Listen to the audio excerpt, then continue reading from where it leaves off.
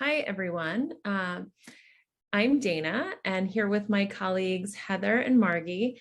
And one of the things that we thought we would do is just spend a little time having some conversations about topics that are coming up a lot in our schools. And so one of the topics that seems to be really prevalent right now is competition and what competition is doing to both the emotional states of our students as well as their success in schools. And so I'm going to share something that's been on my mind. One thing that I think has been really, really present in my work in schools is what competition is really doing is it's taking students away from enjoying the process of learning and really having them focus on grades, right? Focusing on the outcome, on the ranking, on the perception of who they are rather than on the process of growth. And I feel like it's so damaging to students as people as we grow because of the way that it shapes the way we see success.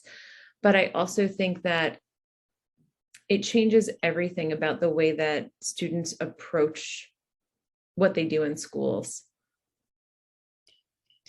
And to add to that, Dana, I think it also shifts students' relationship with us as the teacher, right? And something I often hear from teachers is, well, I tell kids that I'm going to give them, a grade or a score for writing a reading notebook entry.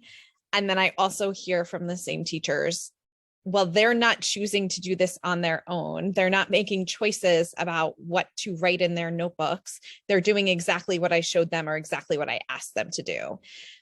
And so I'm thinking a lot about how that competition that is often infused in what we might do in the classroom also impacts then how students engage with us as learners and how we engage with students, right? And are we looking at students with the lens of kind of almost like this checklist of, are they doing these things?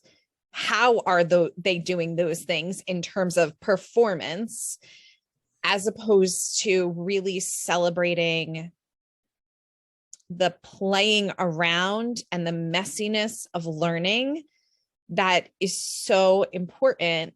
I think we agree is so important to what we should be doing in schools or what we want to be doing in schools. So almost like competition is one of the things that's kind of at the heart of compliance and how we've become a very compliance driven space for students in schools. Yeah. What I'm thinking is, as you were talking, Heather, was how much kids then are trying to please the teacher.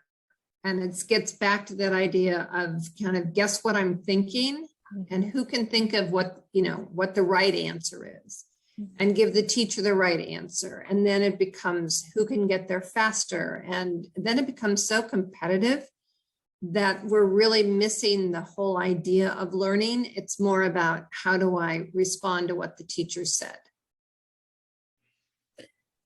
So for what it takes away is it takes away our willingness to be risk takers. It takes away the inquiry and the fun. I guess I'm wondering. And the process. Yeah, no, totally. It's the question is like, okay, and what else then? Like, what do we do? What's the response? Because this is something that's so ingrained in the systems of school that shifting this feels big. It feels heavy. So like, what are those smaller steps that we can imagine that we could take?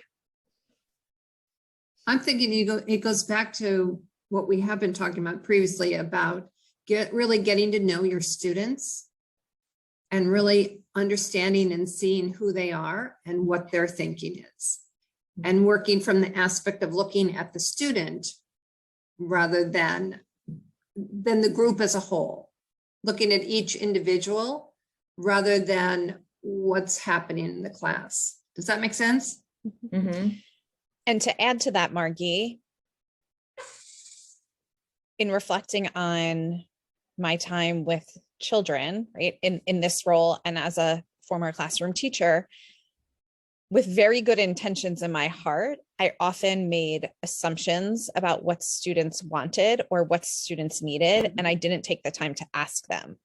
So I'm wondering if shifting to a less competitive learning environment requires us as teachers to kind of let go of some control and to say to students, we trust you to be able to tell us or show us what you want this learning space to be and what you need to be safe, to feel valued, and to feel like this is a space where you can grow in ways that you want to grow, right? As opposed to growing or doing or complying for the sake of the grade, the competition, the score, the ranking, whatever it might be. So when you talk about that, when I hear like helping students feel more ownership of what they're doing and their process and naming what they need, it also kind of makes me think a little bit about how do they do that with each other. And so one of the things that stands out to me is like creating opportunities for students to hear each other's voices. And then most importantly, to take the next step and saying, how have I been moved, shifted, changed by somebody else's view, right? By somebody else's contribution, and really taking on a contribution lens into our classrooms where we look to the contributions of others to think about how we find sometimes connection and affirmation, and how other times we find ourselves shifted or moved by somebody else's thoughts. Yeah. Dana, you said that so well. I was thinking it's looking at that asset-based lens, making sure that the entire class is looking at each other for their strengths and what they can all contribute. I think once you see everyone as a contributor and everyone as a learner, and we're all in this, positive growth mindset together, reduces the amount of competition. And I think we have to say that this work isn't easy when we're imagining this in spaces that have valued competition and comparison for a really long time and have structures and practices in place that really show that this is important to the culture or the community. And I think we have to trust that we can practice being uncomfortable and feeling some discomfort around this shift. And that discomfort is okay because it's part of this kind of community in which we're growing together and learning from each other together. I think oftentimes we might want to kind of shy away from those uncomfortable feelings when things start to get tough in the classroom, when we're trying to shift in big ways. But I think we have to stay the course, because that's where that beauty of what you were talking about, Dana, of being able to say, hey, you know what? When this person contributed this idea, I started thinking this way, or I'm wondering this, or I'm starting to notice this, right? So we have to stick with it, even if it feels really daunting and it feels like we're taking kind of mini steps forward. Yeah. Well said. It sounds like in the end, it's deciding for ourselves, like what small step are we going to take in trying to shift away from competition and maybe more closely tied to contribution or community. And whether that be really pushing ourselves to use asset lenses and see all the things that students are doing and contributing and allowing them to see that in each other, or it's asking them and trusting in them that they can tell us what it is they need, or it's creating a little bit more space for contribution and reflection to think about how we're moved by each other. Like those might be the little pieces that we choose, and maybe just deciding on like one for the moment, and then thinking about how we can continue to build upon that, because it is going to be a journey, right? It's a long path forward because of how ingrained it is inside of our schools today. But yeah, I think that I have some intentions that I'm bringing to our work because of our conversation. So thank you. Yes. Thank you. Thank you both.